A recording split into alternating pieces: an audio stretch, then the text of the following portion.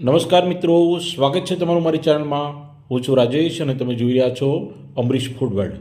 મિત્રો, આજે ખૂબ જ સરસ મજાનો વિડીયો હું તમારા માટે લઈને આવ્યો છું। તમને આ વિડીયો ખૂબ જ ગમશે, તો ચાલો મિત્રો આજનો વિડીયો શરૂ કરીએ। મિત્રો, હાઈવે ઉપર મેથીના ગોટા આપણને ખૂબ જ પસંદ હોય છે અને ખૂબ જ ટેસ્ટી લાગે છે। તો હાઈવે ઉપર જે ગોટા બનતા હોય તેનો આપણે પૂરો વિડીયો કવર કર્યો છે। તો તમે જુઓ તો મરચાંનું કટિંગ કરેલું છે, આ બાજુ મેથીની ભાજીને પણ ઝીણી સમારેલી છે, કોથમીરને પણ સમારેલી છે અને ત્યારબાદ લીલું લસણ પણ છે જે સિઝનમાં આ લોકો એડ કરતા હોય છે અને આદુની ક્રશ કરેલું છે આદુ। અને આ બધી સામગ્રીનો કઈ રીતે ઉપયોગ કરે છે એ આપણે જોઈએ। તો આ રીતે બધા મસાલા તૈયાર કરી દીધા। એક તપેલીમાં એડ કરી દેવાનું છે બધું। જો લીલા મરચાં એડ કર્યા, એની પહેલાં એને મેથીની ભાજી એડ કરી, આદુનો ક્રશ એડ કરી દીધો અને આ રીતે એ મેથીના ગોટા કેવી રીતે બનાવે છે એ આપણે જોવાનું છે। અને આ જે ચણાનો લોટ છે ને એના અગાઉથી એણે મીઠું અને સોડા એડ કરી દીધા એના માપ પ્રમાણે। આ બધી એની મોનોપોલી હોય છે ભાઈ, બધી વસ્તુ આપણને કહે નહીં, પરંતુ આપણે ખાલી જોવાના છે કે આ લોકો કેવી રીતે બનાવે છે અને કેવા બને છે। તો આ રીતે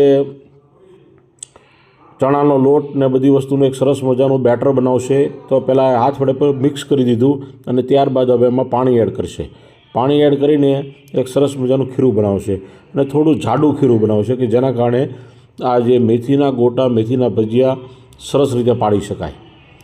અને અગાઉ તેલ એણે ગેસ ઉપર ગરમ થવા રાખી દીધું છે અને તેલને એકદમ મીડિયમ આંચ ઉપર આ ગોટા તળવાના છે। તો આ રીતે બહુ ફાસ્ટ ગેસ રાખવાનો નથી અને આ ગોટા તળતા આપણે ઘરે બનાવીએ ને તો આપણે ફટાફટ બનાવીને ઉતારી લેતા હોઈએ છીએ। આ લોકો બહુ વાર લગાડે છે, કારણ કે એનું એમ કહેવાનું થાય છે કે આ ગોટા જેટલી વાર વધારે તમે ધીમા તાપે તળશો ને એટલા ગોટા સરસ બનશે, ફૂલેલા બનશે અને એકદમ ટેસ્ટી બનશે। જુઓ મિત્રો, આ રીતે એકદમ કડાઈ નાની છે અને અહીંયા જમવાવાળાની પણ લાઈન લાગે છે મિત્રો। જો આ કેટલા સરસ મજાને એનો કલર જુઓ તો મિત્રો, અને એમાં બિલકુલ તેલ રહેતું નથી।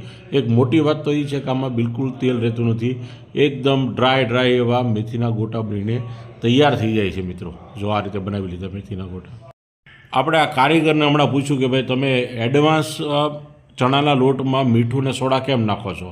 તો મને કે ભાઈ અમારે છે ને કોઈક વાર ગળદી થઈ જાય અને ફટાફટ અમારે ગરમા ગરમ ઓર્ડર પ્રમાણે જ માલ બનાવતા હોઈએ ને, એટલે પછી એમાં એ વખતે થોડી ભૂલ ન પડે એટલે અમે અગાઉથી જ સોડાને મીઠું એડ કરી દેતા હોઈએ છીએ। એમાં અમારી કોઈ મોનોપોલી નથી, એકદમ સિમ્પલ છે અને તમે પણ બનાવી શકો છો તમારા ઘરે। તો આ રીતે એણે 50 ગ્રામનું એક ગોટો થાય એવા મેથીના ગોટા બનાવ્યા છે મિત્રો। તમે જોઈ શકો છો કેટલા સરસ દેખાવમાં છે અને સ્વાદમાં પણ સરસ છે। જો તમને તોડીને બતાવે, એકદમ સોફ્ટ અને જાળીદાર આવા ગોટા જો આપણે પણ ઘરે બનાવવા હોય ને તો આ રેસીપી આપણા માટે બેસ્ટ છે મિત્રો। આપણે પણ જરૂરથી ટ્રાય કરીશું મિત્રો। તો ચાલો મળતા રહીએ નવા વિડીયો સાથે। જય હિન્દ, જય ગરવી ગુજરાત।